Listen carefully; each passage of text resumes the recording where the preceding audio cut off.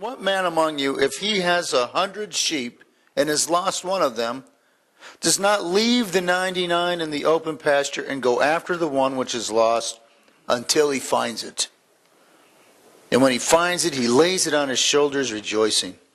And when he comes home, he calls together his friends and his neighbors, saying to them, "Rejoice with me, I found my sheep which was lost." I tell you that in the same way, there will be more joy in heaven over one sinner who repents than over 99 righteous persons who need no repentance. Or what woman, if she has 10 silver coins and loses one, does not light a lamp, sweep the house, and search carefully until she finds it?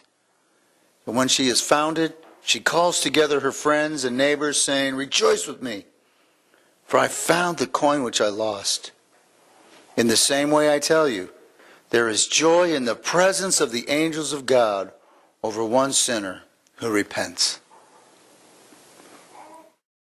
And I have good news for anyone here who might have lost something. Jesus says, "Seek, and you shall find."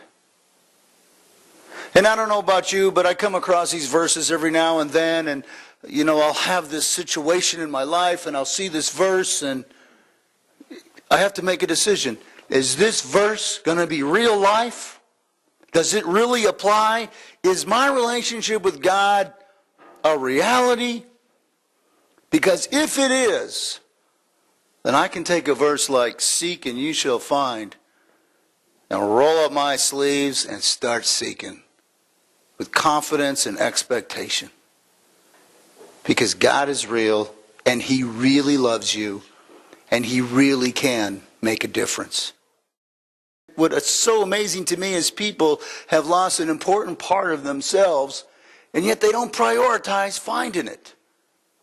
We get distracted, or it seems to be too much, or something happens, and the most important thing in your life becomes an "I'll get around to it."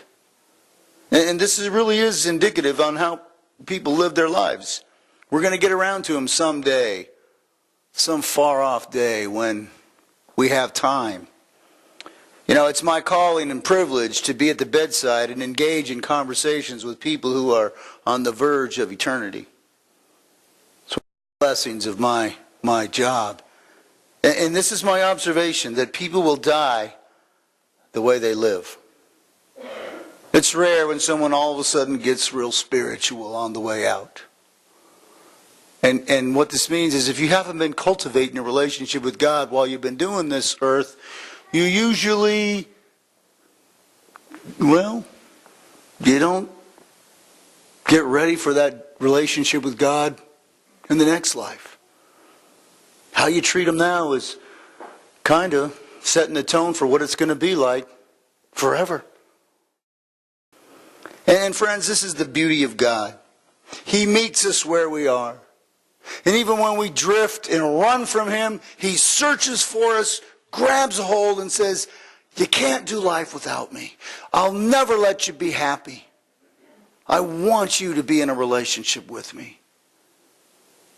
And you might dabble in your little sins. You might keep your negative attitudes. You might get distracted with your personal aspirations, but God's not going to allow any of that to be satisfying until you have a relationship with Him.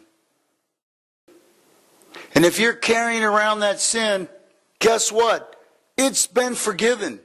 And if you're still struggling with it, I'm glad you're here, because this is the place where God will get a hold of you and say, "It's not working.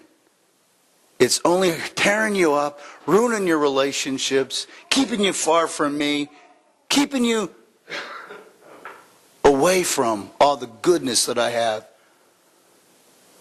Where sin increases, grace abounds, friends.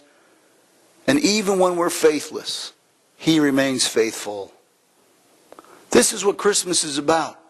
A God who knew you were a sinner, came to find you, wants to wrap His arms around you, and impose wholeness and abundant life and happiness and guidance into your world. Friends, the hound of heaven, he's going to hunt you down, search for you, pester, bother, annoy you. And all of us, we're Christians. But whatever's going on in your life that you're not willing to give over, whatever he's asking you to do that you're holding back on, he's going to get his way with you. He's going to get his way because he loves you and he wants you to enjoy his best. And so I pray that this hound of heaven, who won't let you live without him, well, that you'll go ahead and follow him.